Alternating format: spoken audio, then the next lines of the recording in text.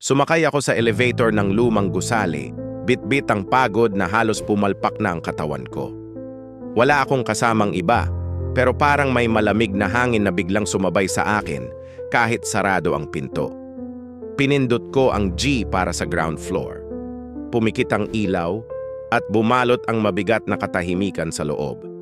Nagsimulang bumaba ang elevator. Mas mabilis kaysa dati. Parang hindi na kontrolado. Tumunog ang alarm, pero walang sumasagot sa tawag ko ng tulong.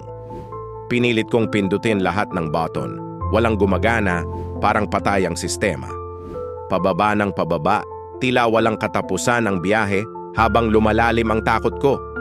Sa salamin, napansin kong may aninong dahan-dahang tumatayo sa likod ko. Unti-unti itong lumalapit, tila ba hinahabol ang bawat tibok ng puso ko na pumipintig ng mabilis. Naramdaman kong may malamig na kamay na humawak sa balikat ko. Napalingon ako, walang tao.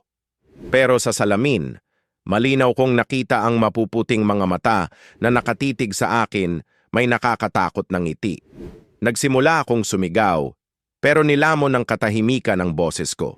Ang elevator, bumagsak palalo, parang walang hanggan ang pagbagsak, hanggang sa biglang huminto. Bumukas ang pinto, ngunit wala na akong nakitang mundo sa labas, kundi isang walang katapusang itim na kawalan at dalawang mapuputing mata, tahimik na naghihintay sa dilim.